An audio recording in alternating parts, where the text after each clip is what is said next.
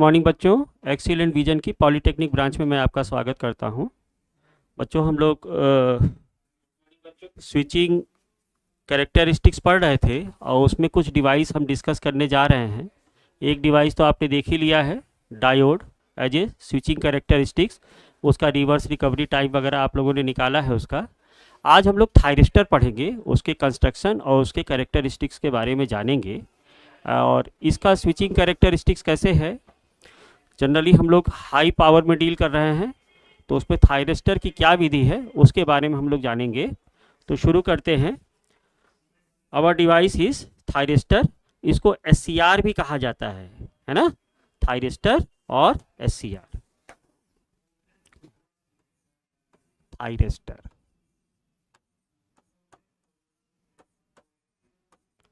या SCR.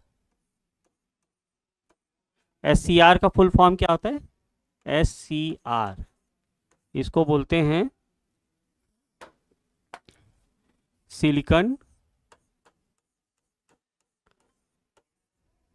Controlled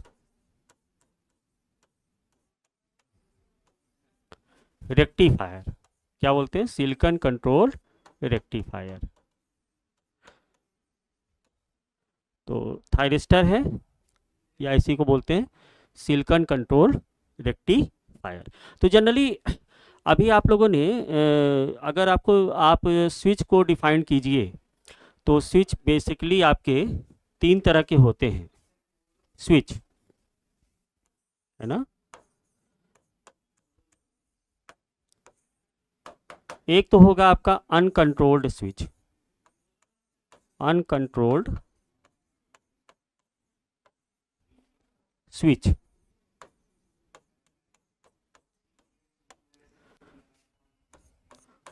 दूसरा आपका आएगा semi controlled switch.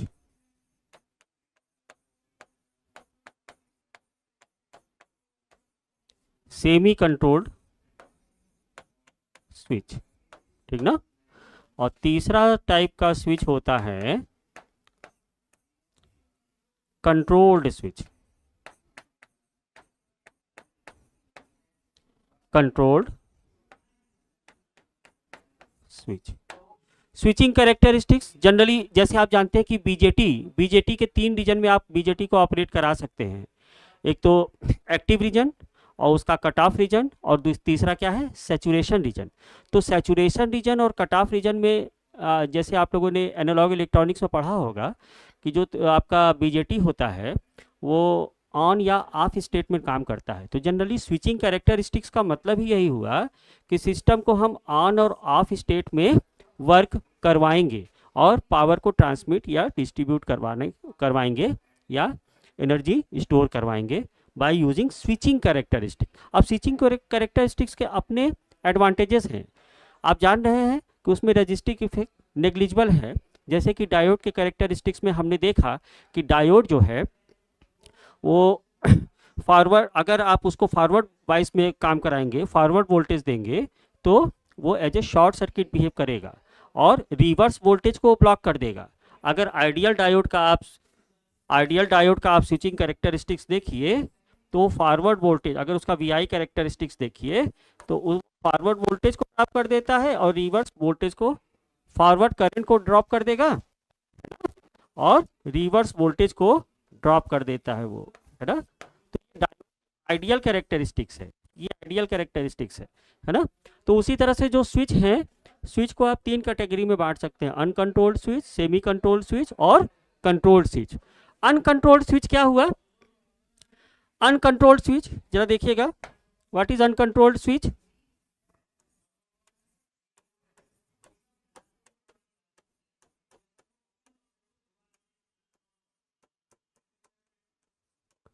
Uncontrolled switch का मतलब ये हुआ कि मान लीजिए कि आपके पास मान लीजिए कि सोर्स है ना, this is your source, whether it is DC source और एसी सोर्स, और आपने इस पे एक डायोड कनेक्ट करा रखा है। मान लीजिए लोड आपका रजिस्टिव टाइप है, लोड आपका रजिस्टिव टाइप है ना। तो फॉरवर्ड वाइज में ये डायोड कैसे वर्क करेगा? फॉरवर्ड वाइज में ये करंट को पास करा देगा और वोल्टेज इसका क्या हो जाएगा, वोल्टेज इसका 0 हो जाएगा। उसी तरह रिवर्स वाइज में, रिवर्स कैरेक्टरिस्टिक्स में ये रिवर्स वोल्टेज को पास करा देगा और करंट इसकी क्या हो जाएगी, 0 हो जाएगी। मान लीजिए कि यही सोर्स आपका क्या होता है, यही मान लीजिए कि एसी सोर्स होता, डीसी में तो कम है, जरा एसी में समझिएगा इसको। एसी में तो एसी की पॉजिटिव साइकिल में ये diode as a short circuit behave करेगा, लेकिन नेगेटिव साइकिल में ये as a open circuit behave करेगा। तो सिस्टम के पैरामीटर्स भी उसी तरह से चेंज होंगे ना, सिस्टम के पैरामीटर्स भी उसी तरह से चेंज होंगे। तो सिस्टम के parameters after on off the circuit, system के पैरामीटर्स इस डायोड पर चेंज नहीं कर रहे हैं, इस डायोड के वोल्टेज पर चेंज नहीं कर रहे हैं, बल्कि सप्लाई पर निर्भर कर रहे हैं। आप देख रहे हैं कि पॉजिटिव हाफ साइकिल में डायोड जो है फॉरवर्ड वाइज में काम करेगा, लेकिन उसी क्षण आफ्टर पाई ड्यूरेशन हाफ साइकिल के बाद यही डायोड मेरा रिवर्स वाइज कंडीशन में काम कर रहा है। तो ऐसे डिवाइस जिनका ऑन ऑफ स्टेट सिस्टम के या सप्लाई के पैरामीटर्स पर निर्भर करें, that are called uncontrolled device. और इसका सबसे बढ़िया एग्जांपल है आपका डायोड। डायोड कैसा डिवाइस हो गया आपका, ये हो गया आपका अनकंट्रोल्ड डिवाइस। तो uncontrolled device that is your diode. उसी तरह सेमी कंट्रोल डिवाइस क्या हुए, सेमी कंट्रोल डिवाइस हुआ, समझो इसका सबसे बढ़िया एग्जांपल आपका यही थायरिस्टर है, थायरिस्टर या SCR, सिलिकॉन कंट्रोल्ड रेक्टिफायर। अब इसमें क्या होता है, इसमें क्या होता है कि it is a 3 terminal device, anode, cathode और गेट, तीनों तरह के डिवाइसेस आपके इसमें सम्मिलित होंगे। तो जैसे ही आपका फॉरवर्ड वोल्टेज ड्रॉप होगा, यानी मैं कहूंगा कि अगर VAK इज ग्रेटर देन 0, यानी एनोड टू कैथोड पोटेंशियल आपका धनात्मक है, यानी एनोड का पोटेंशियल कैथोड के पोटेंशियल से ज्यादा है, इन दैट केस सर्किट को फॉरवर्ड वाइज में जाना चाहिए। लेकिन यहाँ पे जब तक आप गेट सिग्नल नहीं दोगे, जब तक आप गेट सिग्नल नहीं दोगे सर्किट को, सर्किट आपका कंडक्ट नहीं होगा। तो ऐसे डिवाइड और आफ्टर ड्यूरिंग कंडक्शन, जैसे ही वो कंडक्ट हो जाएगा तो गेट पे कोई कंट्रोल नहीं होता कि वो फिर से उसको टर्न ऑफ कर दे। तो ऐसे डिवाइस जो गेट पल्स पर निर्भर कर रहे हैं और टर्न ऑफ टर्न ऑन तो हो जा रहे हैं, लेकिन by giving a gate signal वो टर्न ऑफ नहीं हो रहा है, तो ऐसे डिवाइस को हम बोलेंगे semi controlled device. Semi controlled device यानी कि सेमी कंट्रोल में किसको बोल रहा हूं, control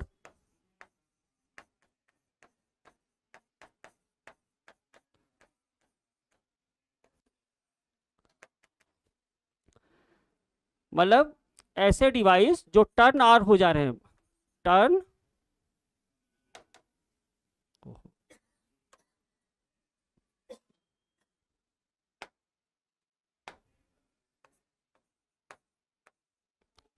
on by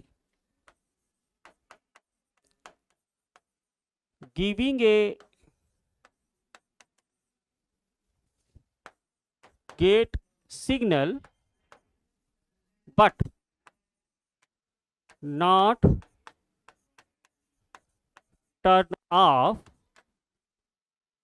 by giving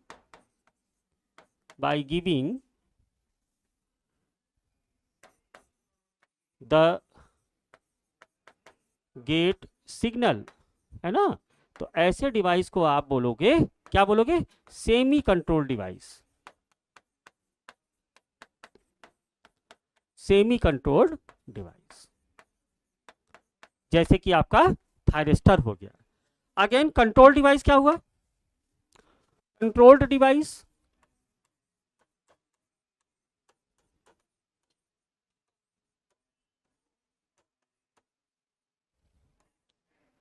control device. अब कंट्रोल डिवाइस के एग्जांपल्स हैं जैसे बीजेटी हो गया आपका, बाई जंक्शन ट्रांजिस्टर, जीटीओ हो गया,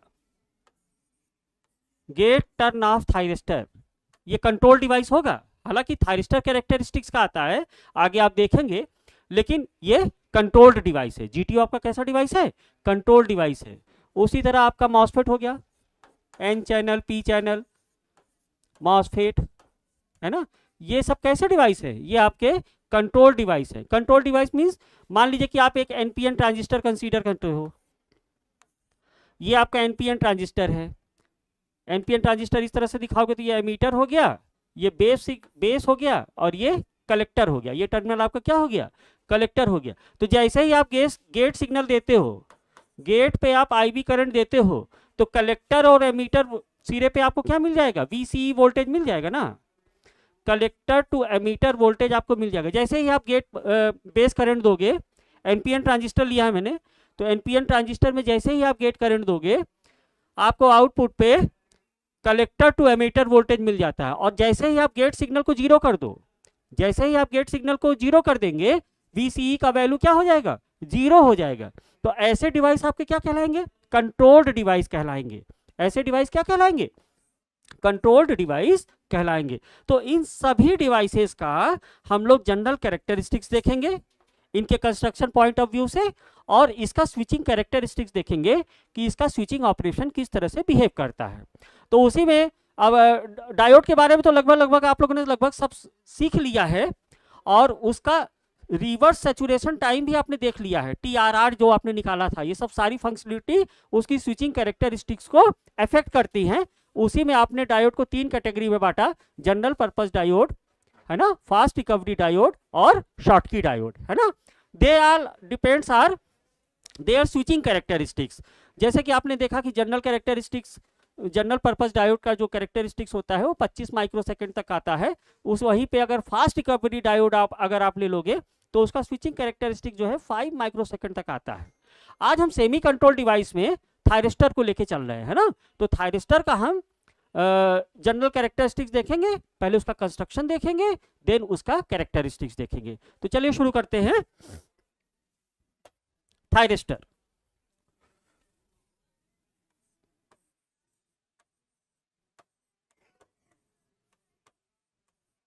थायरिस्टर या एससीआर, है ना, एससीआर।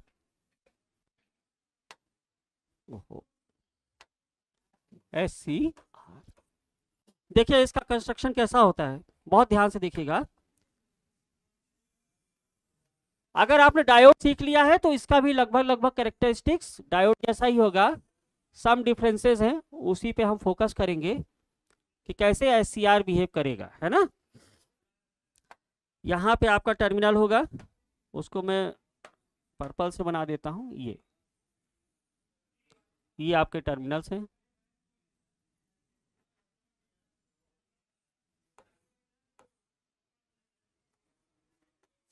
है ना। इसको बोलेंगे एनोड और इसको बोलेंगे कैथोड, है ना। It has 3 element device, anode, cathode and gate. क्या क्या होगा? It is basically 3 elements divides, 3 elements and 4 layer, इस तरह से। ये है पी एन पी एन, है ना। तो क्या कहा मैंने? देखो ये क्वेश्चंस आ जाते हैं कभी कभी, तो जैसे जैसे प्रोसीजर होगा उसी तरह से लिखेगा। ये 3 एलिमेंट्स डिवाइस है। क्या है? 3 एलिमेंट्स डिवाइस, 3 एलिमेंट्स डिवाइस। कौन कौन से हैं वो एलिमेंट्स? एनोड, जिसको आप ए से रिप्रेजेंट कर रहे हो, कैथोड, कैथोड जिसको आप के से रिप्रेजेंट कर रहे हो, एंड गेट, गेट इसको आप जी से रिप्रेजेंट कर रहे हो।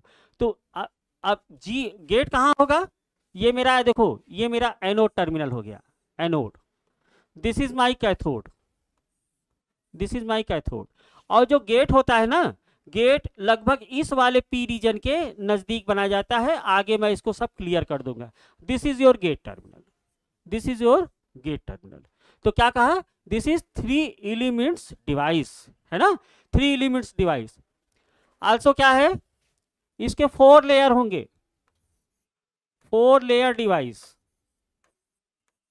4 लेयर डिवाइस। कौन कौन से हैं 4 लेयर, देखो पहला लेयर पी एन, 4 लेयर हो गए ना, तो 4 लेयर का ये डिवाइस होगा, 4 लेयर का डिवाइस होगा। एनोड टर्मिनल इस पी एन रीजन पे, कैथोड टर्मिनल इस पी एन रीजन पर, और गेट इस पी रीजन पर होगा, ठीक ना। तो इन 4 लेयर की वजह से यहां पे 3 जंक्शन बन जाएंगे, 3 जंक्शन बनेंगे। ये इसको कहोगे आप J1, J2 एंड J3, है ना। तो कोई आपसे पूछे कि कितने जंक्शन होंगे भाई, थायरिस्टर में कितने जंक्शन होंगे, आप क्या बताएंगे, there are 3 junctions, 3 junctions.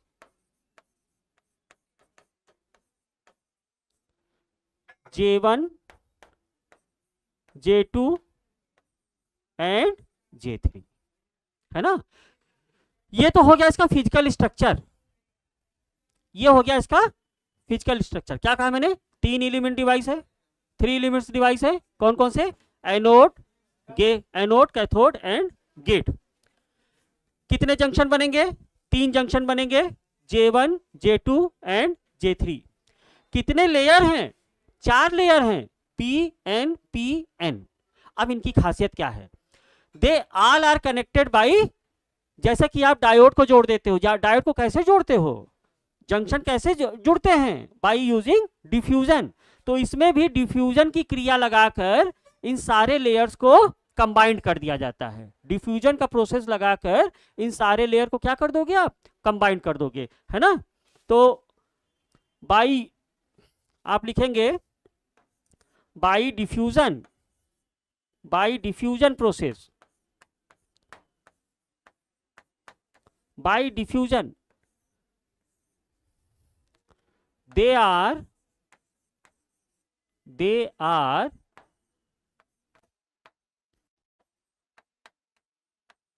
combined to each other, they are combined to each other।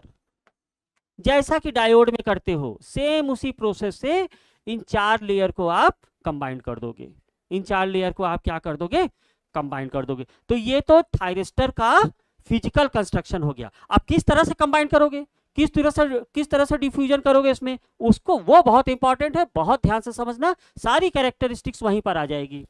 अब मैं क्या कह रहा हूं, अब ये डिफ्यूज कैसे किए जाएंगे, देखो इसको आप ऐसे कह दो, इसको कह दो P1 N1 P2 N2, इस तरह से आप डिफाइन कर दो, P1 N1 P2 N2, है ना। इस तरह से आपने डिफाइन कर दिया। तो N2 का स्ट्रक्चर कैसा होगा, बहुत ध्यान से समझना, यहीं पे कैरेक्टरिस्टिक्स में अंतर आ जाता है। N2 को मैं क्या कह रहा हूं, N2 इसको आप बोलिए थिनर, क्या बोलेंगे आप, thinner and heavily doped, very important,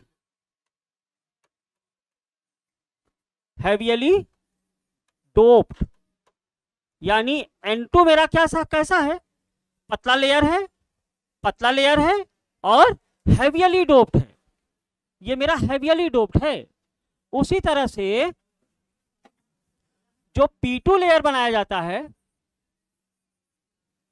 P2 जो है N2 से थिनर होगा, यानी थिनर,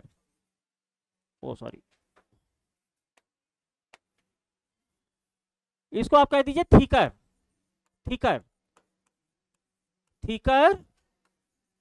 देन N2 से स्लाइटली थिकर होगा। स्लाइटली शब्द लगाना है, यहां पे क्या लगाओगे, स्लाइटली, हल्का,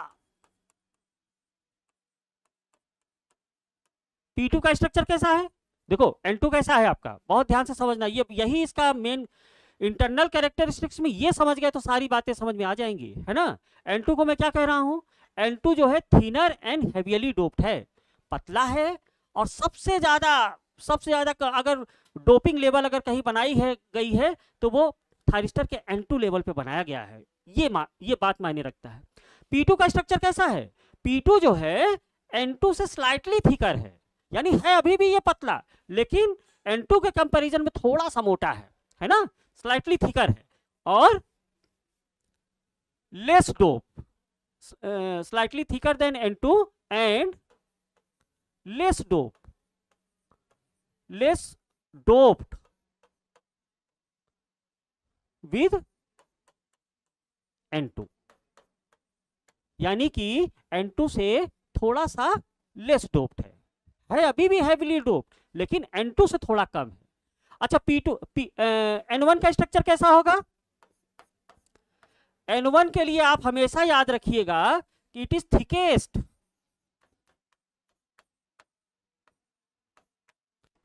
एंड लाइटली डोप्ड।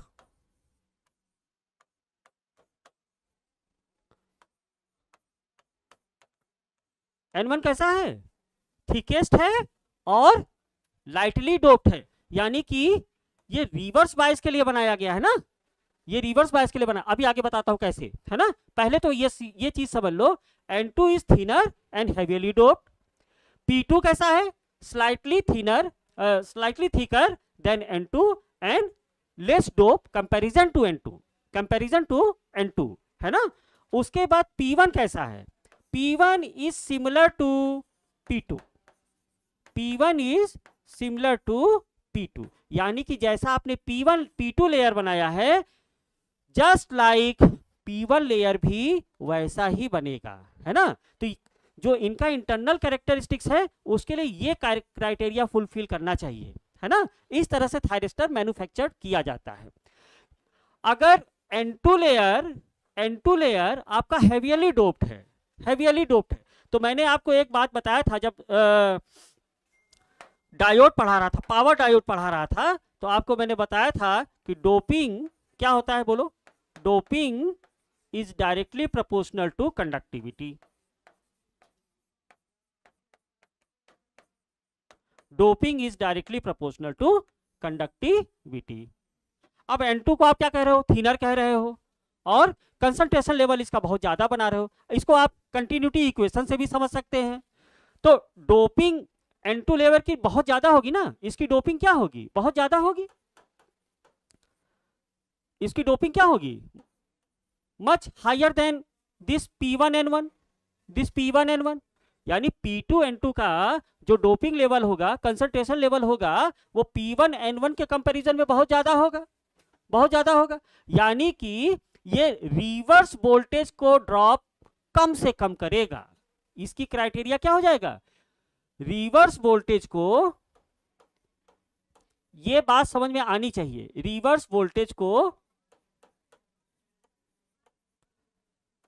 कम से कम ड्रॉप करेगा, और कोशिश ये करेगा कि ये फॉरवर्ड बायस के वोल्टेज को इजीली पास करा दे, है ना। क्योंकि डोपिंग लेवल ज्यादा है ना। तो ये हमेशा ध्यान रखिएगा कि doping is directly proportional to conductivity. Doping ज्यादा होगा, ज्यादा कंडक्ट करेगा, डोपिंग लेवल कम होगा तो वो माइनॉरिटी चार्ज कैरियर की तरफ भागेगा, है ना, यानी उसका डिप्लेशन विथ बढ़ेगा। ये चीज मैंने आपको डायोड में भी बताया है ना, कंटिन्यूटी इक्वेशन से भी इसको मैंने आपको समझाया है। तो डोपिंग लेवल जिसका कम होगा, अब जैसे कि इसका डोपिंग लेवल सबसे कम है, N1 का डोपिंग लेवल क्या है, N1 का डोपिंग लेवल सबसे कम है, लाइटली डोप्ड, और ये थिकेस्ट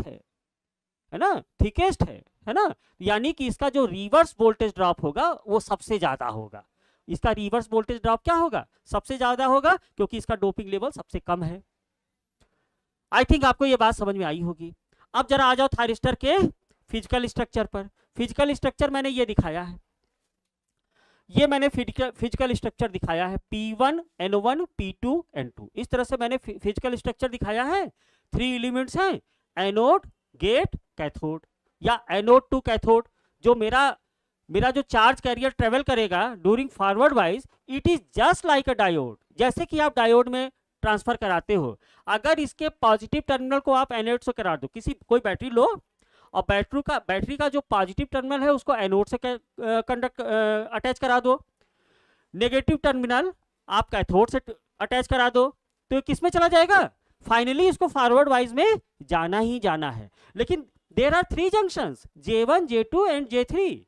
और ये जंक्शंस कैसे बने हैं कि N2 आपका हाईली डोप्ड है, N1 आपका लाइटली डोप्ड है, P2 N2 से तो हाईली डोप्ड है, लाइटली डोप्ड है, लेकिन N1 से हाईली डोप्ड है। और P2 का स्ट्रक्चर जैसा है वैसा ही स्ट्रक्चर आपका P1 का है ना। तो इस तरह से यहाँ पे 3 जंक्शन बन गए, J1, J2 एंड J3। तो इस 3 जंक्शन के हिसाब से थायरिस्टर के 3 मॉड ऑफ कैरेक्टरिस्टिक्स होंगे, 3 मॉड ऑफ कैरेक्टरिस्टिक्स होंगे। अब आपने अगर कंस्ट्रक्शन समझ लिया है, इसका डोपिंग लेवल समझ लिया है, तो इसके कैरेक्टरिस्टिक्स में प्रॉब्लम नहीं होनी चाहिए, उसी को मैं एक्सप्लेन करने जा रहा हूं। अब वो थ्री मॉड ऑफ कैरेक्टरिस्टिक्स क्या क्या हो सकते हैं, देखो।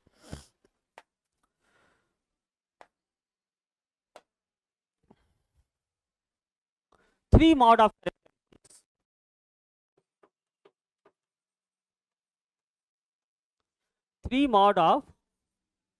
कैरेक्टरिस्टिक्स।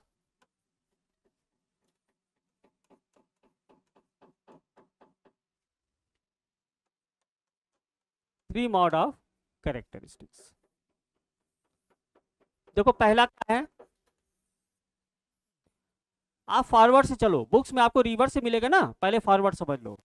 फॉरवर्ड, क्योंकि काम यही होगा, यूनी डायरेक्शनल स्विच होता है, आगे चल के मैं बताऊंगा कि what is unidirectional switch and bidirectional switch, है ना। तो अभी ये मान चलो कि डायोड मेरा क्या है, आपने पढ़ा है यूनी डायरेक्शनल है ना, बाई डायरेक्शनल है क्या वो? बीजेटी आपका क्या है? बीजेटी आपका बाई डायरेक्शनल है ना। ये सब आप लोगों ने एनालॉग इलेक्ट्रॉनिक्स में पढ़ा होगा। तो थायरिस्टर भी जैसे डायोड का कैरेक्टरिस्टिक्स अगर आपने समझ लिया तो आधे फंडा आपने थायरिस्टर के समझ लिए, ठीक ना। It is also a unidirectional switch, है ना। तो जो 3 मॉड ऑफ कैरेक्टरिस्टिक्स आएगा उसमें क्या होगा, फॉरवर्ड ब्लॉकिंग मॉड,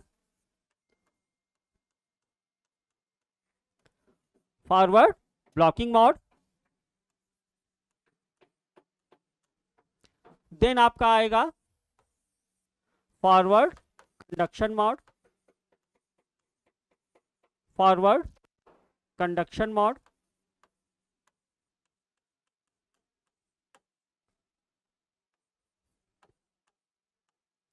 देन आपका आएगा रिवर्स ब्लॉकिंग मॉड, रिवर्स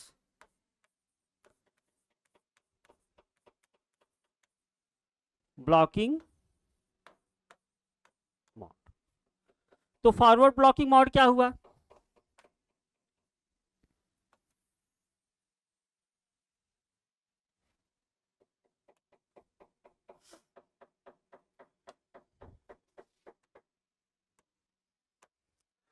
देखो फॉरवर्ड ब्लॉकिंग मोड में ये जो आपका थायरिस्टर है,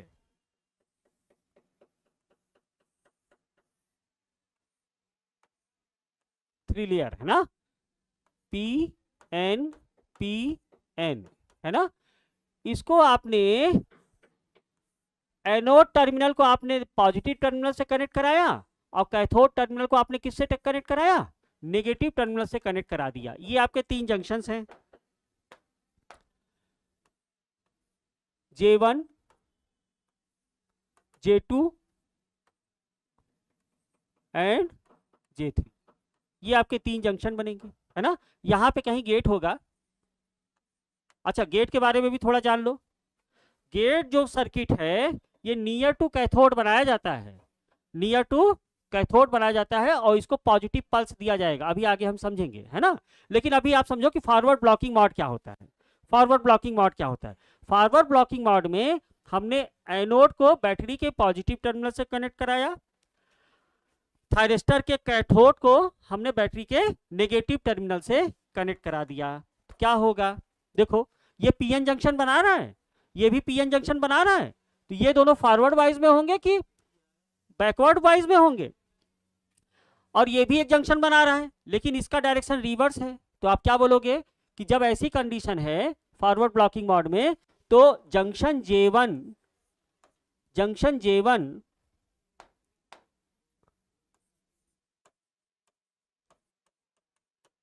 जंक्शन J1 एंड J3 किस में होंगे? डायोड है ना, are in forward bias, forward bias. Junction J2 किस में होगा? जंक्शन J2 किस में होगा? Junction J2 is in reverse bias में होगा कि नहीं होगा? बोलो, रिवर्स बायस्ड। यानी कि आप देखिए, बनाया नहीं जाता है, आपको समझाने के लिए मैं बता दे रहा हूं कि जो जंक्शन J1 है ना, ये इसका स्ट्रक्चर ऐसे है, उसी तरह जंक्शन J2 का J3 का स्ट्रक्चर भी ऐसा है। लेकिन जंक्शन J2 कैसा है? जंक्शन J2 आपका ऐसा बन गया। तो 3 डायोड को आप कंसीडर कर सकते हो यहाँ पे, जहां पे ये J1 है, ये J3 है और J2 है ना? बीच वाला डायोड क्या है? J2 है। तो जंक्शन, अगर आपने एनोड को पॉजिटिव से कनेक्ट किया, कैथोड को नेगेटिव से कनेक्ट किया, तो जंक्शन J1 और J3 किस में होंगे? आपके फॉरवर्ड बायस में होंगे। और जंक्शन J2 आपका किस में होगा? रिवर्स बायस में होगा, रिवर्स बायस में होगा। तो आप कह सकते हो ना कि जो all the voltage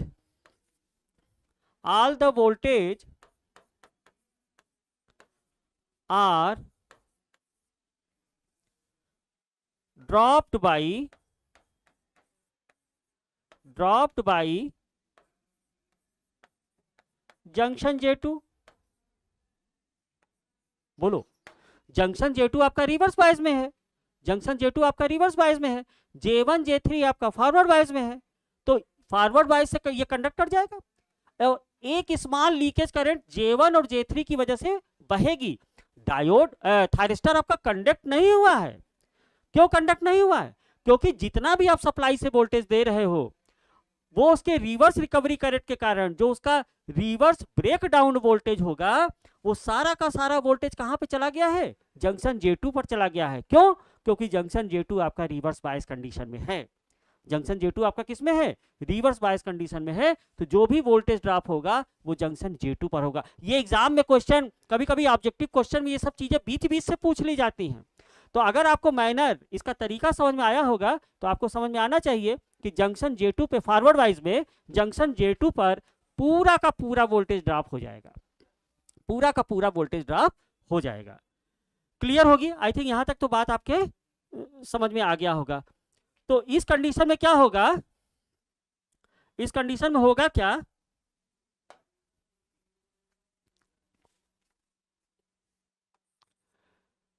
एक स्मॉल लीकेज करंट बोलते हैं इसको। क्या बोलेंगे? Leakage current. Leakage current will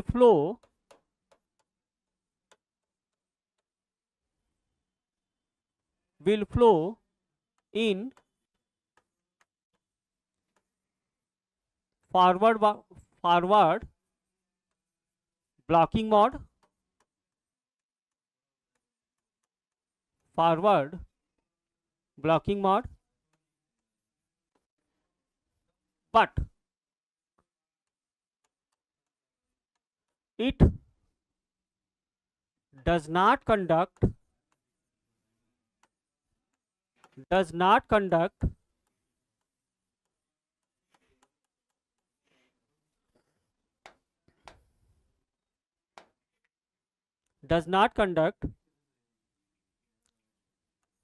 due to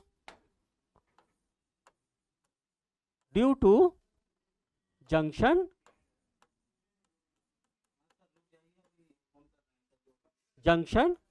J3, है ना? जंक्शन J3 के रिवर्स बायस में होने के कारण एक स्मॉल लीकेज करंट तो फ्लो कर गया, लेकिन थायरिस्टर आपका कंडक्ट नहीं हुआ। इस चीज को बहुत ध्यान दीजिएगा। स्मॉल लीकेज करंट फ्लो कर गया, लेकिन थायरिस्टर आपका कंडक्ट नहीं होगा, अभी भी नहीं होगा, है ना। रिवर्स बायस कंडीशन में देखो क्या होता है, reverse blocking mode.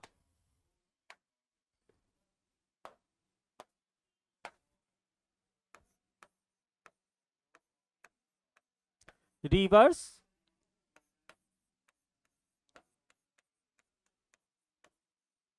Blocking mode, reverse blocking mode में ये जो आपका थायरिस्टर है, ये जो आपका थायरिस्टर है पी एन,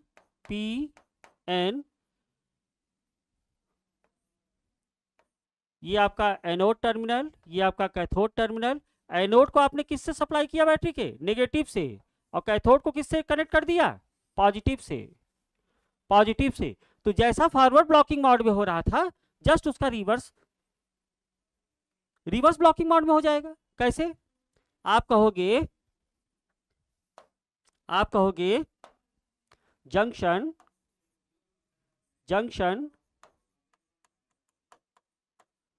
देखो, अब यहां पे इस एनोड को आपने दिया है नेगेटिव और इसको आपने दे दिया है पॉजिटिव, तो जंक्शन J1 J3 किस में चला जाएगा, J1 एंड J3 ये हो जाएंगे R इन रिवर्स बायस्ड। बोलो, J2 किस में होगा, J2 इन फॉरवर्ड बायस, J2 इन फॉरवर्ड बायस। तो all the voltage are dropped by junction J1 and J3, is it true? यहां पे थोड़ा सा ध्यान देने की बात है। नियम से तो ये होना चाहिए कि पूरा वोल्टेज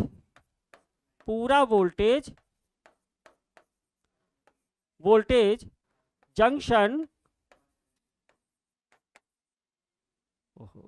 जंक्शन गलत लिख दिया ना, जंक्शन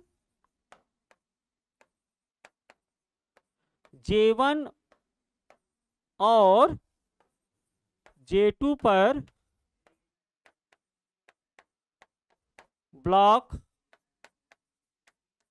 होना चाहिए। कब? इन रिवर्स बायस कंडीशन, बट ऐसा नहीं होता है। क्यों नहीं होगा?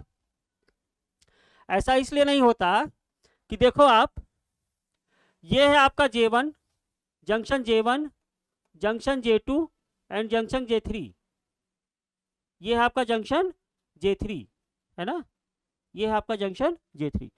आप कह रहे हो कि J1 और J3 आपका फॉरवर्ड वाइज में, रिवर्स वाइज में है, और J2 आपका फॉरवर्ड वाइज में है। लेकिन आप ये भी तो कह रहे हो कि जंक्शन J1 जो है हाईली डोप्ड है। जंक्शन जो J1 क्या है, हाईली डोप्ड है। It is highly doped, N two region आपको क्या बताया, it is highly doped and thinner.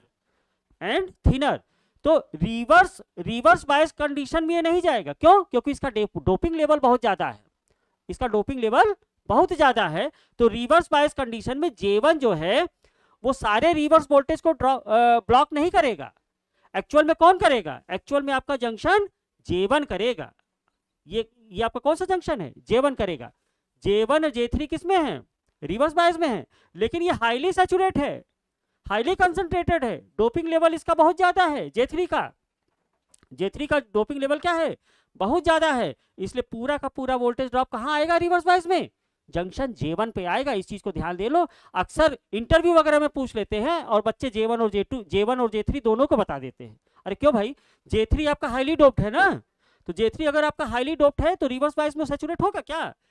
उसका डोपिंग लेवल बढ़ेगा क्या? उसमें क्या विड्थ ऑफ डिप्लेशन लेयर बढ़ सकता है? तो जब नहीं बढ़ सकता है तो कहां से वो वोल्टेज को ड्रॉप को इकट्ठा करेगा?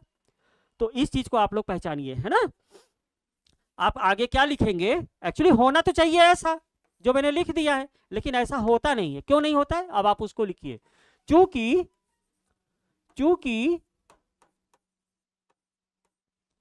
Junction J3 sorry junction J3 highly doped है, हाईली डोप्ड है तथा थिनेस्ट है, थिनेस्ट है यानी सबसे पतला, थिनेस्ट है। इसलिए वेरी इंपॉर्टेंट पॉइंट है थायरिस्टर के कैरेक्टरिस्टिक्स में, इसलिए रिवर्स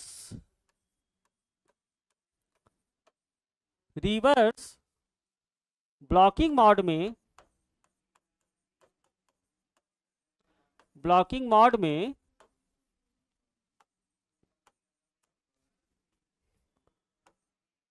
पूरा रिवर्स वोल्टेज, या इसको आप क्या बोलते हो, रिवर्स ब्रेक ओवर वोल्टेज, है ना, रिवर्स ब्रेक ओवर वोल्टेज, जैसे कि डायोड में आप बोलते थे रिवर्स ब्रेक डाउन वोल्टेज, है ना, तो वही ब्रेक डाउन वोल्टेज यहां क्या बन गया, break over voltage. Reverse break over voltage कहां पर होगा बोलो तो, जंक्शन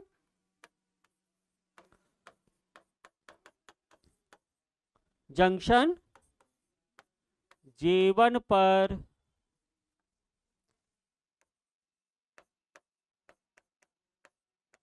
होगा, जंक्शन J1 पर होगा। आई थिंक आपको यहां तक बात मेरी समझ में आई होगी, है ना। तो फॉरवर्ड ब्लॉकिंग मोड में क्या हो रहा है, फॉरवर्ड ब्लॉकिंग मोड में एक स्मॉल लीकेज करंट बह रहा है, किसकी वजह से बह रहा है, जंक्शन J1 और J3 की वजह से बह रहा है। लेकिन थायरिस्टर आपका कंडक्ट नहीं कर रहा है, क्यों नहीं कंडक्ट कर रहा है, क्योंकि जंक्शन J2 आपका रिवर्स बाइट मोड में है और सारा का सारा वोल्टेज ड्रॉप जो भी हो रहा है, ब्रेक ओवर वोल्टेज ड्रॉप, वो किसके ऊपर हो रहा है, वो आपका जंक्शन J2 के ऊपर हो जा रहा है। अगर जंक्शन J2 का डिप्लेशन लेयर किसी तरीके से कम हो जाए या शून्य हो जाए तो थायरिस्टर आपका कंडक्ट कर जाएगा, थायरिस्टर आपका क्या कर जाएगा, कंडक्ट कर जाएगा। उसी तरह रिवर्स ब्लॉकिंग मोड में क्या हो रहा है, रिवर्स ब्लॉकिंग मोड में आपका थायरिस्टर रिवर्स बायस कंडीशन में आ जा रहा है, जंक्शन J1 और J3 रिवर्स बायस में चले जा रहे हैं, लेकिन जंक्शन J2 कहां चला जा रहा है, फॉरवर्ड बायस में चला जा रहा है। तो उसका डिप्लेशन विड्थ जो जाएगा, जो उसमें स्मॉल लीकेज करंट फ्लो करेगी, वो किसके कारण होगी, जंक्शन J2 के कारण होगी। और पूरा का पूरा वोल्टेज ड्रॉप किसके कारण होगा, J1 और J3 के कारण होना चाहिए, लेकिन J3 के कारण नहीं होगा। क्यों नहीं होगा, क्योंकि वो हाईली सैचुरेटेड है ना, हाईली डोपिंग लेवल है उसका, है ना। तो पूरा का पूरा voltage drop reverse bias condition में अगर आपसे कोई पूछे तो जंक्शन J1 पर होगा। कहां पर होगा, J1 पर होगा। यानी कि जंक्शन J1 ये डिसाइड करेगा कि इस थायरिस्टर का वोल्टेज लेवल मैक्सिमम कितना होता है, क्योंकि उसका पीक इनवर्स वोल्टेज ही तो उसका वोल्टेज लेवल डिसाइड करेगा ना। आप लोग एनालॉग इलेक्ट्रॉनिक्स में ये सब चीजें सीखते चले आ रहे हो। तो पीक इनवर्स वोल्टेज कौन डिसाइड कर रहा है, यहाँ पे peak inverse voltage junction J1 decide कर रहा है, जंक्शन J1 डिसाइड कर रहा है। तो J1 जितना पीक इनवर्स वोल्टेज होगा उससे ज्यादा तो आप फॉरवर्ड ब्रेक ओवर वोल्टेज नहीं दे सकते हो ना। तो ये जंक्शन J1 है जो किसी थायरिस्टर का पीक इनवर्स वोल्टेज डिसाइड कर रहा है। इसको आप लिख लीजिए, junction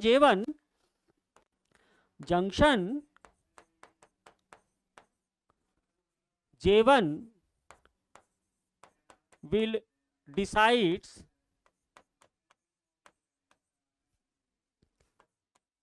the thyristor peak inverse voltage।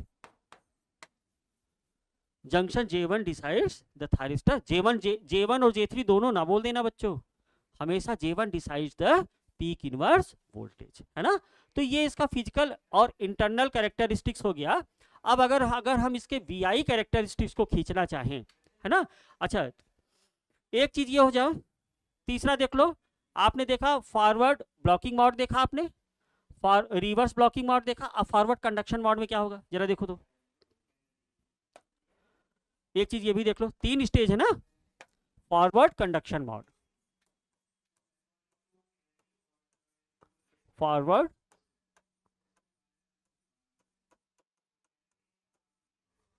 Conduction mode, forward conduction mode. अब इसमें क्या हो रहा है,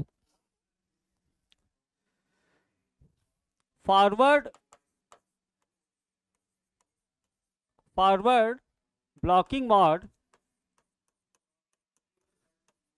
फॉरवर्ड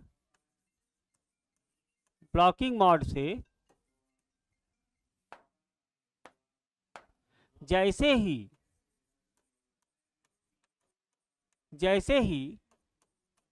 गेट पर या गेट सिग्नल पर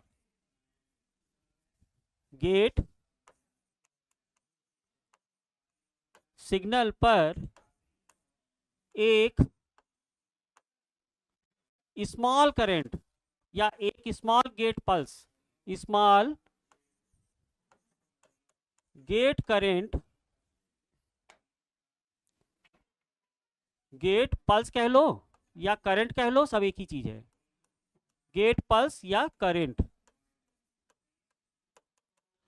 अच्छा ये ध्यान रखना कि ये जो गेट पल्स दिया जाता है ये विद रिस्पेक्ट टू कैथोड दिया जाएगा, यानी गेट को सिग्नल आप कहां दे रहे हो, गेट को सिग्नल आप कहां दे रहे हो, गेट टू कैथोड, इसीलिए गेट को नियर अबाउट कैथोड के नजदीक रखा जाता है ना। तो gate current, small gate current with respect to cathode, with respect to cathode दिया जाए, या इसी को आप कह सकते हो in other words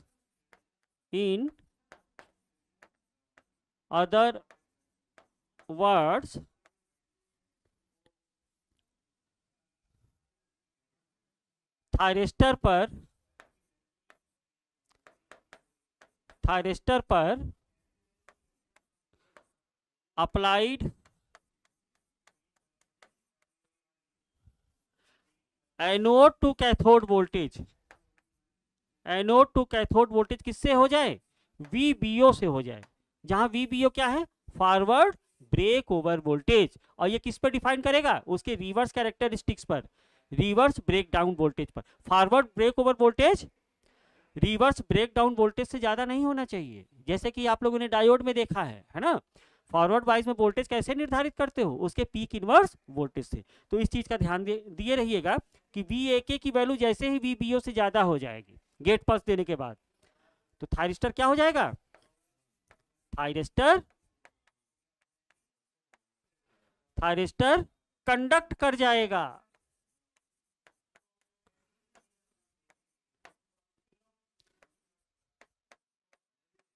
thyristor conduct कर जाएगा। अब यहां पे एक बात ध्यान देना, ये गेट करंट कौन डिसाइड करेगा, ये गेट करंट या ये गेट पल्स जो है लोड डिसाइड करता है ना। यानी कि आप कह सकते हैं कि अब जो करंट फ्लो कर रही है वो लोड की डिमांड के अकॉर्डिंग उतनी ही करंट उसमें फ्लो करना शुरू कर जाएगा, और थायरिस्टर आपका कंडक्शन मोड में चला जाएगा। थायरिस्टर कहां चला जाएगा, थायरिस्टर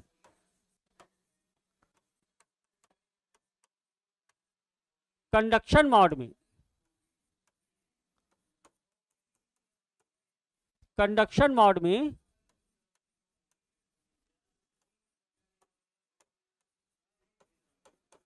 चला जाएगा। अब यहां पे ध्यान दीजिएगा, ड्यूरिंग कंडक्शन मोड या during conduction, during conduction gate has no control, ये सेंटेंस बिल्कुल अपने दिमाग में बैठाए रहना, गेट हैज नो कंट्रोल, ये सेंटेंस आपके दिमाग में होना चाहिए, gate has no control to turn off the thyristor, to turn off the thyristor. क्या मतलब हुआ इसका,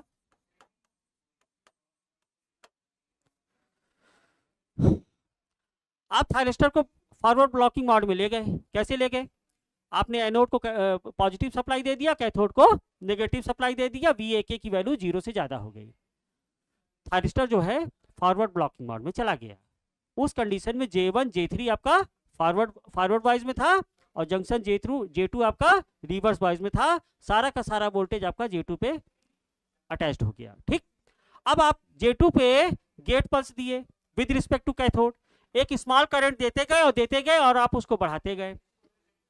अब वही थायरिस्टर जिसमें स्मॉल लीकेज करंट बह रही थी, पूरी सर्किटरी में करंट नहीं बह रही थी, ऐसा करने से थायरिस्टर में एक कंडक्टिंग करंट फ्लो कर जाएगा। अब वो डिपेंड करता है कि उस करंट की वैल्यू कितना होगा, है ना। वही करंट आपका क्या कहलाएगा, वो करंट आपका, अभी इतना जानो, लैचिंग करंट होल्डिंग करंट मैं बाद में आऊंगा, अभी केवल इतना जानो कि वही करंट आपका लोड पे डिपेंडेंट करेगा। आपने गेट पल्स देते गए, जितनी लोड की डिमांड हुई उस लोड की डिमांड के हिसाब से उसने करंट को एडजस्ट कर लिया और थायरिस्टर जो है फॉरवर्ड वाइज में कंडक्ट कर गया। अब मेरा कहने का मतलब यह है कि जैसे ही थायरिस्टर कंडक्ट कर गया due to load demand, load की करंट, उस करंट के हिसाब से अब वो कंडक्ट करता रहेगा। अब अगर आप गेट पे नेगेटिव गेट पल्स दे दो तो थायरिस्टर बंद होने वाला नहीं है, यानी गेट का काम यहीं से खत्म हो गया। अब आप चाहे गेट को हटा भी लो, थायरिस्टर एक बार ऑन होने के बाद अब वो ऑफ नहीं हो सकता है। उसको आप कैसे बंद करोगे ये बाद की बात है, लेकिन अभी आप केवल इतना जानो कि कंडक्शन मोड में पहुंचने के बाद आप गेट पल्स हटा भी लीजिए, इसी को कहा जा रहा है gate has no control to turn off the thyristor. अब आप उस गेट पल्स को नेगेटिव पल्स देकर, जैसे क्रिया आपने चला दिया गेट पल्स देकर, अब आप उसी तरह से आप थायरिस्टर को बंद नहीं करा सकते। तो सबसे पहली चीज क्या होती है, प्रैक्टिकली हम लोग क्या करते हैं कि थायरिस्टर को कंडक्शन मोड में ले जाने के बाद गेट पल्स हटा लेते हैं। उसका रीजन है, आप फालतू का I² लॉस क्यों करोगे? अरे भाई, गेट पल्स अगर आप सर्किटरी में रहने दोगे तो उतना करंट तो उसमें फ्लो करता ही रहेगा ना, जबकि अब वो अनयूजफुल हो चुका है, उसकी कोई जरूरत नहीं है। अगर गेट में इतनी ताकत होती तो वो थायरिस्टर को बंद करा देता, लेकिन अब तो वो बंद करा ही नहीं पाएगा, इसीलिए इसको सेमी कंट्रोल्ड स्विच कहते हैं। क्या कहते हैं? सेमी कंट्रोल्ड स्विच कहते हैं। तो क्या आप एक्स्ट्रा बर्डन आप पावर इलेक्ट्रॉनिक्स डिवाइस पे I² लॉस कराते रहोगे क्या? नहीं कराओगे ना। इसीलिए थायरिस्टर जैसे ही कंडक्ट करता है, थायरिस्टर को हम उस गेट सिग्नल को क्या करते हैं, गेट पल्स को हटा लेते हैं। गेट पल्स को हटाने से हमारा ये एडवांटेज हो जाता है कि जो I² लॉस गेट सिग्नल पर हो रहा है, गेट की सर्किटरी पे हो रहा होगा, वो I² लॉस हमारा बच जाएगा, है ना। तो ये इस तरह से ऑन किया जाता है। अब ऑफ कैसे किया जाता है वो बात की बात देखी जाएगी। अभी यहीं पे गेट सिग्नल में कंडक्शन मोड में दो करंट होती हैं। वो कौन कौन सी करंट होती हैं? लैचिंग करंट होता है और होल्डिंग करंट होता है ना। तो पहले हम इसका VI कैरेक्टरिस्टिक सीखेंगे। VI कैरेक्टरिस्टिक्स जब सीख जाएंगे तब इसका देखेंगे कि लैचिंग करंट क्या होता है और होल्डिंग करंट क्या होता है, ठीक ना, बहुत इंपॉर्टेंट है। तो चलिए इसका VI कैरेक्टरिस्टिक्स पहले खींचे।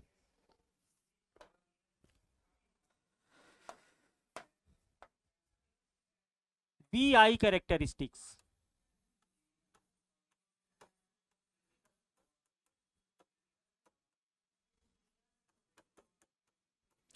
VI कैरेक्टरिस्टिक्स ऑफ SCR कह लो चाहे थायरिस्टर कह लो, बात एक ही है,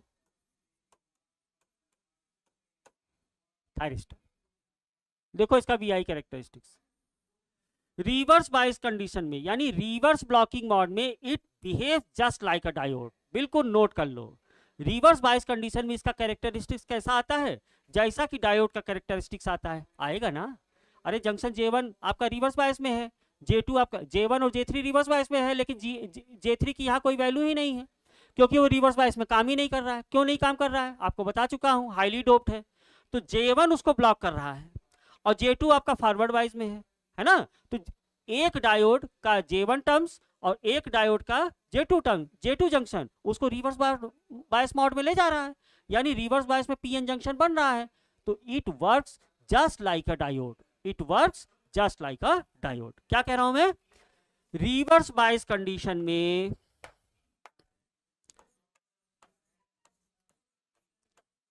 रिवर्स बायस्ड कंडीशन में, या इसी को आप कह रहे हो रिवर्स ब्लॉकिंग मोड ना, यही तो वो स्टेज है, reverse blocking mode.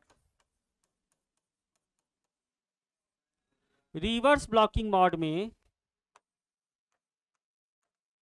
Reverse blocking mode में थायरिस्टर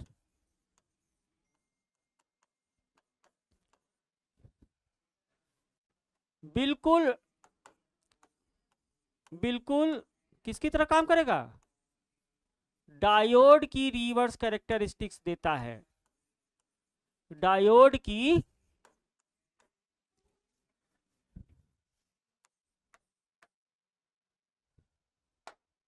रिवर्स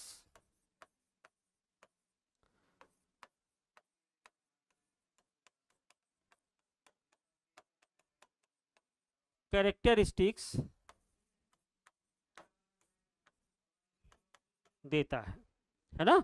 चलिए इसका ग्राफ बनाते हैं और समझते हैं इसका वी आई कैरेक्टरिस्टिक्स कैसा होगा।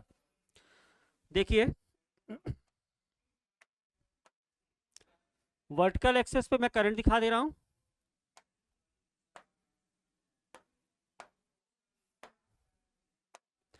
वर्टिकल एक्सेस पे मैं करंट दिखा दे रहा हूं, है ना, और हॉरिजॉन्टल एक्सेस पे मैं वोल्टेज दिखा दे रहा हूं, इस तरह से, ध्यान से देखिएगा।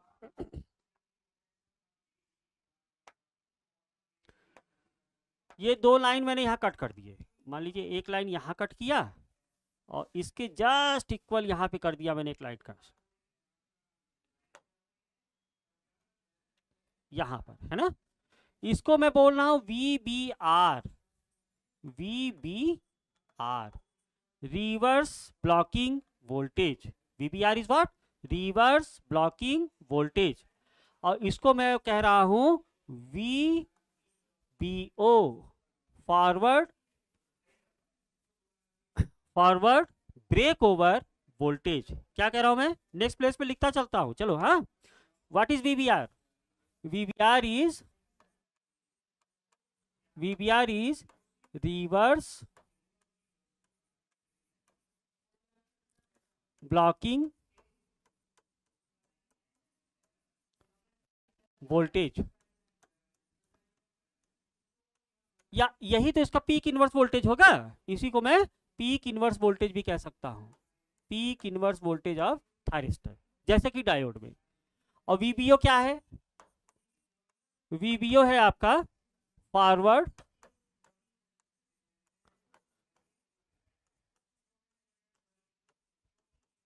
ब्रेक ओवर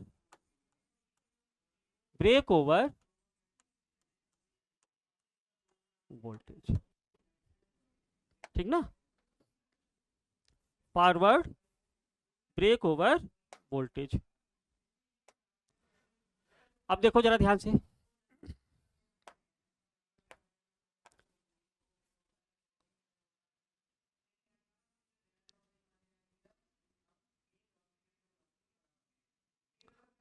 यहां तक तो ये सेम आएगा, है ना, यहां तक ये सेम आएगा। उसके बाद ये कुछ इस तरह से जाएगा, सीधा नहीं बन रहा है, देखिएगा ये कुछ ऐसा आएगा,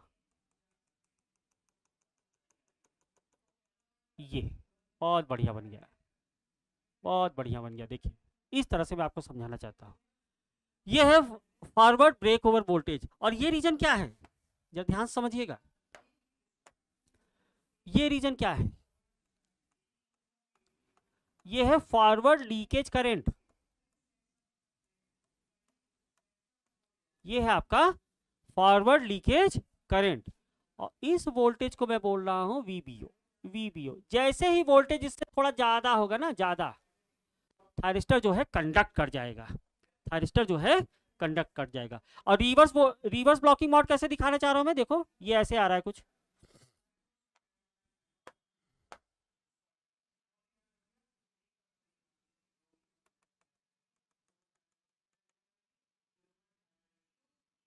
इस तरह से, इस तरह से, है ना, जैसे कि आपने डायोड में देखा था। तो this is your forward blocking mode, यहां से यहां तक फॉरवर्ड ब्लॉकिंग मोड, और ये रिवर्स ब्लॉकिंग मोड है जहां पे इसका रिवर्स लीकेज करंट ये है, ये आपका रिवर्स ब्रेक ओवर वोल्टेज और ये forward break over voltage. Forward break over voltage reverse break over voltage से यहाँ कम होना चाहिए, जैसा कि डायोड का कैरेक्टरिस्टिक्स आप जानते हो, है ना। पीक इनवर्स वोल्टेज ही उसका फॉरवर्ड वोल्टेज ड्रॉप डिसाइड करवाता है। क्लियर है कि नहीं बच्चों यहाँ तक? ठीक, अब देखो यहाँ पे मैंने क्या किया है, जैसे ही आप वीबीओ की वैल्यू, जैसे ही आप वीबीओ की वैल्यू गेट पल्स देके वीबीओ से ज्यादा कर देंगे, क्या कर देंगे, वीबीओ से ज्यादा कर देंगे, ये कंडक्शन मोड में चला जाएगा, ये कंडक्शन मोड में चला जाएगा। अब मैं इसका ये जो डॉटेड लाइन है ना, इसको इंटरमीडिएट टाइम कह रहा हूं, इसको मैं एकदम बोल्ड लाइन से नहीं दिखा रहा हूं, इसका भी रीजन है, इसको आप समझिएगा।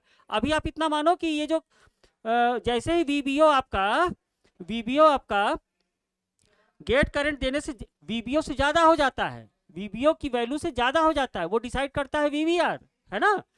तो ये थायरिस्टर आपका कंडक्ट कर जाएगा, और कंडक्ट करने के बाद ये एक स्ट्रेट लाइन देगा। देखो यहां पर ग्राफ को बिल्कुल ऐसे ही बनाना है, इस तरह से, इस तरह से ये कंडक्ट कर जाएगा, ये इस पॉइंट पर ये कंडक्ट कर जाएगा। ये VAK है और ये थायरिस्टर करंट I है, ठीक ना। तो इस पॉइंट पर थायरिस्टर मेरा कंडक्ट कर गया है, बड़े ध्यान से देखिएगा इस पॉइंट को, इस पॉइंट पे थायरिस्टर मेरा कंडक्ट कर गया। बाकी इस लाइन को मैंने डॉटेड दिखाया है। क्यों डॉटेड दिखाया होगा बताओ तो जरा? लीकेज करंट को मैं बोल्ड लाइन से दिखा रहा हूं, है ना, लेकिन जैसे ही वीबीओ की वैल्यू अपने उसके ब्रेक ओवर वोल्टेज से ज्यादा हो जा रही है, थायरिस्टर जो है इस इंटरमीडिएट पीरियड पे जाते हुए इस पॉइंट पर कंडक्ट कर गया, और एक इनफाइनाइट करंट, या आप इनफाइनाइट करंट तो नहीं बोलोगे, लेकिन आप ये कहोगे कि एक लार्ज करंट उसमें फ्लो कर गया, जैसे कि आपका डायोड में होता है, जैसे कि आपका डायोड में होता है। डायोड में यही तो फॉरवर्ड वाइज में चला गया ना। तो इस इंटरमीडिएट पीरियड को मैंने डॉटेड क्यों दिखाया है? हमारे एग्जामिनर ने हमसे पूछा था कि ये डॉटेड लाइन क्यों है। आप भी जानो, जो हमने सीखा है वो आपको सिखाएंगे। देखो बच्चों, यहाँ पे आप क्या कर रहे हो कि जैसे ही ये ब्रेक ओवर वोल्टेज से कंडक्शन मोड में जा रहा है, वोल्टेज आपका डिक्रीज कर रहा है कि नहीं? वोल्टेज आपका डिक्रीज कर रहा है कि नहीं? आपने गेट पल्स दिया, मान लो यहाँ पे गेट करंट क्या था, यहाँ पे गेट करंट 0 था, यहाँ पे गेट करंट 0 था, आपने गेट पल्स थोड़ा सा बढ़ा दिया, गेट पल्स थोड़ा सा बढ़ा दिया, तो देखो ये लाइन ऐसे बढ़ रहा है, तिर्यक बढ़ रहा है, ये सीधा नहीं बढ़ रहा है, तिर्यक बढ़ रहा है, यानी नेगेटिव रेजिस्टेंस को ये फॉलो कर रहा है। अब नेगेटिव रेजिस्टेंस कैसे, यही तो इसमें जानना है। मान लो कि आपने गेट पल्स और बढ़ा दिया, कितना कर दिया, IG3, मैं क्या कह रहा हूं, IG3 is greater than IG2 is greater than IG1 is greater than IG, जो कि इस समय 0 है। तो मान लीजिए कि यहां पे वोल्टेज कितना है, VBO3 हो गया, यहां पे वोल्टेज VBO2 हो गया, यहां पे वोल्टेज मान लीजिए कि ये कोई रीजन होगा, यहां पे हो गया VBO1, और यहां पे वोल्टेज कितना है, VBO। तो आपको मिल क्या रहा है, देखो वोल्टेज फट रहा है ना। जैसे ही ब्रेक ओवर रीजन से कंडक्शन रीजन में आपका थायरिस्टर जा रहा है, आपका वोल्टेज डिक्रीज कर जा रहा है। एक्चुअली कितना हो जा रहा है, VBO3 is less than VBO2 is less than VBO1 is less than VBO, जहां ये ब्रेक ओवर वोल्टेज है। तो ब्रेक ओवर वोल्टेज से और कम हो जा रहा है, और कम हो रहा है ना। एक्चुअली ये लगभग 1.5 to 1.5 टू 2 वोल्ट होता है, 2 वोल्ट तक आ जाता है। ये ब्रेक ओवर वोल्टेज से कम होते होते कहां तक आ जाएगा, 1.5 टू 2.0 वोल्ट आ जाएगा ये, है ना। तो देखो वोल्टेज कम हो रहा है, वोल्टेज कम हो रहा है, और करंट क्या हो रहा है, करंट बढ़ रहा है। गेट पल्स मेरा क्या हो रहा है, बढ़ रहा है, गेट करंट मेरी बढ़ रही है, और ये नेगेटिव स्लोप दे रहा है। ये स्लोप कैसा है, नेगेटिव स्लोप है। तो V और I का रेशियो पॉजिटिव होगा कि नेगेटिव होगा, है ना। V और I का रेशियो क्या होगा, नेगेटिव होगा। वोल्टेज कम हो रहा है, करंट बढ़ रहा है, तो V बाई I का रेशियो क्या होगा, वही तो रेजिस्टेंस है ना, वो आपका नेगेटिव होगा, नेगेटिव स्लोप को रिप्रेजेंट करेगा। नेगेटिव स्लोप मतलब एक्टिव एलिमेंट, एक्टिव एलिमेंट, है ना। तो ये जो रीजन है ना, चूंकि V बाई I का रेशियो नेगेटिव है या नेगेटिव रेजिस्टेंस को रिप्रेजेंट कर रहा है, यही तो है। So this region is undefined region, uncertain region, इसीलिए इसको डॉटेड लाइन से दिखाया जाता है। अभी समझ में आया, इस रीजन को आप डॉटेड लाइन से दिखाओगे। अब क्या हुआ, ब्रेक ओवर वोल्टेज से VBO से आपने गेट पल्स दिया, VBO की वैल्यू बढ़ी, जैसे ही VBO की वैल्यू बढ़ी, थायरिस्टर जो है goes on to conduction mode. अब जैसे ही थायरिस्टर कंडक्शन मोड में चला गया, gate has no control to turn off the thyristor, gate has no control to turn off the thyristor. मैं बार बार इस चीज को बात कर रहा हूं, और वही ये कौन सा पॉइंट है, ये स्ट्रेट ये पॉइंट दिखाया जाता है, ये वाला पॉइंट, ये वाला पॉइंट, इसी को बोलते हैं कैपिटल IL, लैचिंग करंट। इसी को आप क्या बोलोगे, लैचिंग करंट बोलोगे। मतलब मेरा कहने का मतलब क्या है कि VBO से IL इस पॉइंट तक आने में गेट का लिमिटेशन है। जब तक इस पॉइंट पे करंट नहीं पहुंच पाएगी, तब तक सर्किट में गेट इंक्लूड रहेगा, और जैसे ही इस पॉइंट पर गेट करंट पहुंच जाएगा, that is the point of latching current, उस पॉइंट के बाद गेट का कोई कंट्रोल नहीं रहेगा, क्योंकि थायरिस्टर जो है कंडक्शन मोड में पहुंच गया है। जैसे ही वो कंडक्शन मोड में पहुंच जाएगा, गेट की कोई लिमिट नहीं है कि उसको वो टर्न ऑफ कर दे, है ना। तो इसीलिए गेट पल्स को हटा लिया जाता है, गेट की सर्किटरी को ही हटा लिया जाता है वहां से, क्योंकि अब वो थायरिस्टर को बंद नहीं कर सकता। अब थायरिस्टर यहाँ पे एक प्रश्न आता है कि थायरिस्टर को फिर बंद कैसे करें, चला तो दिए हैं, बंद कैसे होगा। तो वहीं पे बात आ जाती है होल्डिंग करंट की। किसकी बात आ जाती है, होल्डिंग करंट की। ये करंट, इसको बोलेंगे बेटा होल्डिंग करंट। अगर इस थायरिस्टर में एक रिवर्स करंट आ जाए, और उस करंट की वैल्यू क्या हो जाए, देखो एक तो लैचिंग करंट से कम हो जाए, लैचिंग करंट के बियॉन्ड नीचे भी एक करंट है, होल्डिंग करंट। अगर इस थायरिस्टर की रिवर्स करंट या करंट होल्डिंग करंट से भी कम हो जाए, होल्डिंग करंट से भी कम हो जाए, तो थायरिस्टर बंद हो जाएगा, थायरिस्टर बंद हो जाएगा। अब ये तो अगर इसको कराना हो तो इसके दो तरीके होते हैं, एक तो नेचुरली हो जाएगा, एक तो नेचुरली हो जाएगा। पहले तो आप ये जानो कि थायरिस्टर की सर्किटरी को बंद कराना, यानी थायरिस्टर में करंट का मान 0 कराने के लिए उसको होल्डिंग करंट के बिलो जाना पड़ेगा, तभी वो 0 होगा, है ना। इसी घटना को या इसी फेनोमेना को आप क्या बोलते हैं, कम्यूटेशन।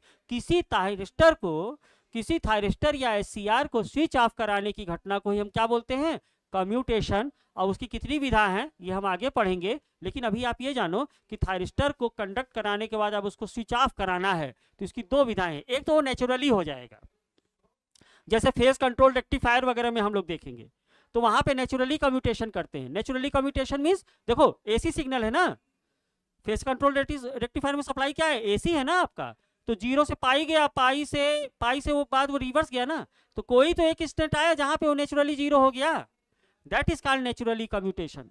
दूसरा तरीका ये है कि थायरिस्टर को आप फोर्स्ड कम्यूटेशन कराइए और करंट को बिलो होल्डिंग करंट के नीचे ले आइए, या VAK की वैल्यू क्या हो जाए, लेस देन 0 हो जाए। अगर ये प्रोसेस आप करा देते हो फोर्सफुली करा देते हो सर्किटरी में। अब इसी में मैंने आपको एलसी सिस्टम पढ़ाया है ना, जनरली वही वही सर्किटरी का यूज हम यहाँ करेंगे, है ना।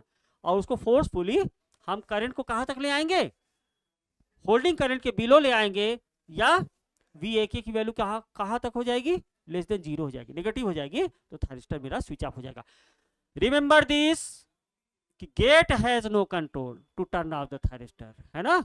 लैचिंग करंट पे एक बार पहुंच गया तो गेट का काम खत्म हो गया। अब गेट अब कुछ नहीं करा सकता, उसको आप हटा लीजिए, ठीक ना। ये प्रोसेस है, यही तरीका है ना।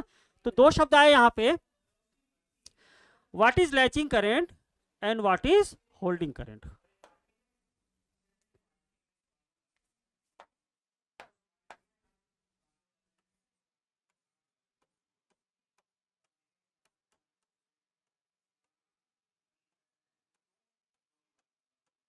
लैचिंग करंट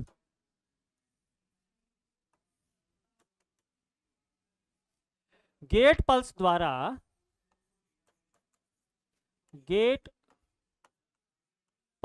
द्वारा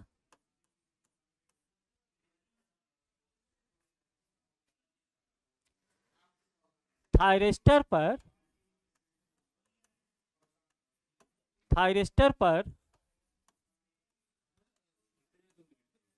वह मिनिमम करंट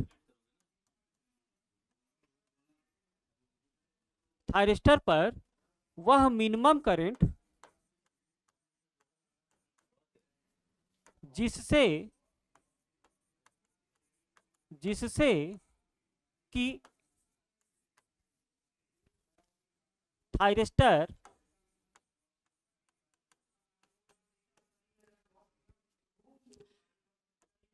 कंडक्ट कर जाता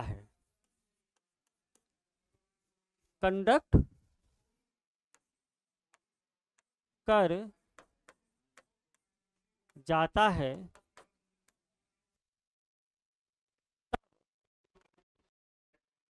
इस मिनिमम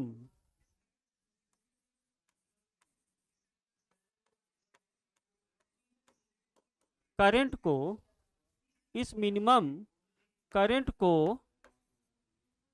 लैचिंग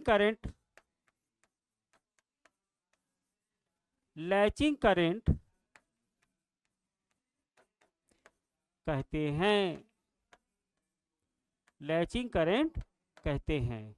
यहाँ पे वो कौन सी लैचिंग करंट है, IL। ग्राफ में मैं जो करंट दिखा रहा हूं, that current IL will be the latching current. Holding current क्या हुआ, होल्डिंग करंट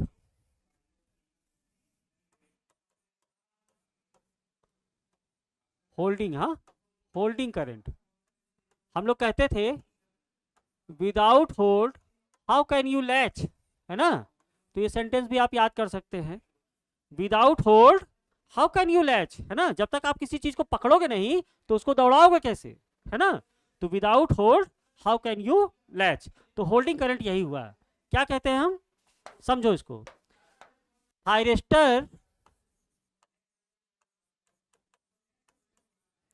थायरिस्टर पर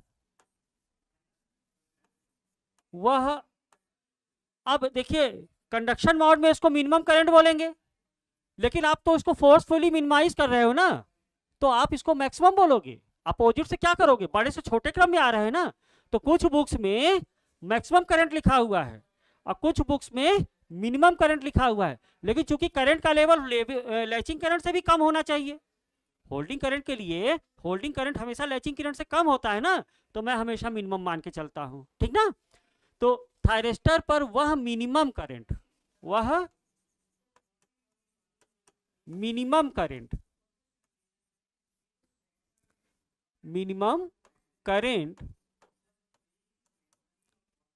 जिस पर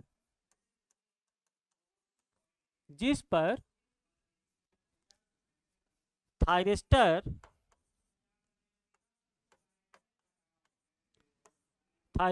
पर विभवांतर मतलब VAK, यहाँ पे विभवांतर क्या है, एनोड टू कैथोड पोटेंशियल, है ना, विभवांतर शून्य हो जाए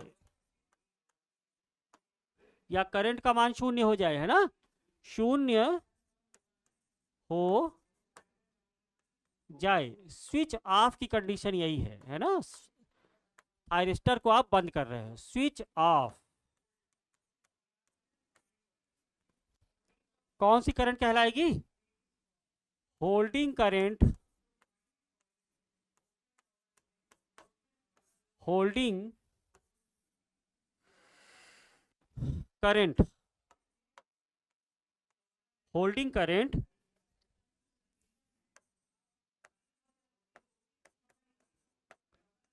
कहलाता है। होल्डिंग करंट, ध्यान रखना बच्चों, holding current is always less than latching current होगा, तभी थायरिस्टर बंद होगा। इन दैट केस VAK की वैल्यू कितना हो जाएगा? अब वो रिवर्स हो जाएगा, लेस देन 0, है ना, VAK क्या हो जाएगा? Less than 0। ऐसा देखा गया है कि जो लैचिंग करंट होता है, प्रैक्टिकली बात कर रहा हूं मैं, latching current is equal to 1.5 times of holding current. कभी कभी न्यूमेरिकल्स में सीधे इसी फार्मूला से क्वेश्चन आ जाता है, ये आपको किसी किताब में नहीं मिलेगा, ये जब आप प्रैक्टिकल करोगे तभी आपको ये समझ में आएगा। 1.5 टू 2 टाइम्स होता है, जनरली 1.5 टाइम्स होता है, यानी जो लैचिंग करंट का जो मान होगा वो होल्डिंग करंट का 1.5 गुना होता है, ऐसे बिल्कुल ध्यान रखो। यानी अगर लैचिंग करंट आपका 2 एम्पियर, और सॉरी होल्डिंग करंट आपका 2 एम्पियर है, तो थायरिस्टर को कंडक्ट कराने के लिए कितने एम्पियर की जरूरत होगी? मिनिमम 3 एम्पियर की जरूरत होगी, 15 या 45, 4.5 एम्पियर की जरूरत होगी, है ना। तो क्या कह रहा हूं मैं, latching current generally holding current का 1.5 गुना होता है ना। तो ये तो हो गई थायरिस्टर के कैरेक्टरिस्टिक्स की बात, जिसमें मेरा पूरा प्रयास है कि मैंने आपको एक एक टर्म्स को डिफाइन किया है। एग्जाम में क्वेश्चन आ जाए तो आप इस तरह से लिखेंगे तो बहुत अच्छे मार्क्स पाएंगे, जहां तक मेरा मानना है। बाकी समझ में आना चाहिए चीजें, है ना, इंजीनियरिंग समझने की चीज है, तो एक एक टर्म्स आप इसको अच्छे से समझिएगा। अब इसी चीज को मुझे थायरिस्टर को कंडक्ट कराना है, तो एक विधा तो आपने देख लिया कि गेट पल्स दिया, गेट करंट दिया और थायरिस्टर टर्न ऑन हो गया। उसमें हमने किया क्या कि गेट टू कैथोड वोल्टेज को हमने पॉजिटिव वोल्टेज दिया है, यानी गेट को with respect to cathode current दिया जाता है ना, वोल्टेज सप्लाई दी जाती है। तो इस तरीके से थायरिस्टर को हमने टर्न ऑन कराया। क्या और भी मेथड्स हैं जिससे कि हम थायरिस्टर को टर्न ऑन करा सकें? तो उसी के लिए एक एनालॉजी है, ये जो कैरेक्टरिस्टिक्स वगैरह आप डिफाइन कर रहे हो थायरिस्टर का, उसी को आप 2 ट्रांजिस्टर एनालॉजी से भी डिफाइन कर सकते हो। 2 ट्रांजिस्टर एनालॉजी से आप बता सकते हैं कि थायरिस्टर का कैरेक्टरिस्टिक्स क्या है and what are the different procedure, what are the different methods to turn on the thyristor. अब यहाँ पे देखिए कुछ साइंटिफिक वर्ड हैं। थायरिस्टर को ऑन कराना, उसी को कहते हैं ट्रिगरिंग। क्या कहते हैं? ट्रिगरिंग। यानी किसी थायरिस्टर को आप ऑन करा रहे हो तो मैं ट्रिगर्ड करा रहा हूँ, थायरिस्टर को ट्रिगर्ड करा रहा हूँ। और अगर थायरिस्टर को आप स्विच ऑफ करा रहे हो तो उसी को बोलते हैं कम्यूटेशन। बच्चे मैंने देखा इस वर्ड में भी कंफ्यूजन रहता है। तो थायरिस्टर को बंद कराना, this process is called commutation, and thyristor को ऑन कराना इज कॉल्ड ट्रिगरिंग। तो what are the several methods, what are the various methods to trigger out the thyristor, ये हम देखेंगे जब हम 2 ट्रांजिस्टर मॉडल ऑफ थायरिस्टर पढ़ लेंगे। तो नेक्स्ट लेक्चर में मैं आपको बताऊंगा what is the 2 transistor analogy of thyristor और SCR। Thank you very much.